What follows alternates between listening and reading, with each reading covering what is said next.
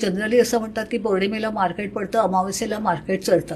आता त्याचा आपल्याशी काय संबंध आहे? तर आपल्या शरीरात 70% पाणी आहे, युनिव्हर्समध्ये 70% पाणी आहे.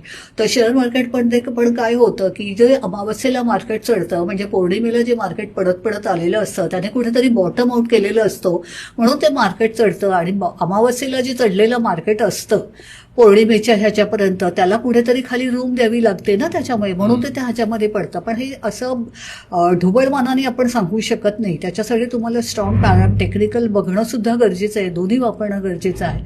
त्याच्यानंतर तुमच्या तिथी आहेत, तिथीला त्रयोदशीला मार्केट पडतं, चतुर्दशीला मार्केट पडतं, वारांना मार्केट वेगळं असतं. वाराच्या दिवशी जर डे लॉर्ड आणि नक्षत्र लॉर्ड जर एक आला तर त्याचा मार्केटमध्ये इम्पॅक्ट वेगळा होतो. जर भद्रा आली तर त्याचा मार्केटमध्ये इम्पॅक्ट होतो.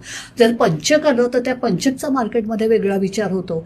तर हे जे सगळे आहेत ना, ते हे तुमच्या कुंडलीच्या हिशोबाने ताडून बघितले जातात आणि मग ताडून बघितल्यानंतर तुम्हाला सोल्युशन दिलं जातं की तुम्हाला कुठल्या पद्धतीने काम करायचं विथ टेक्निकल आहे.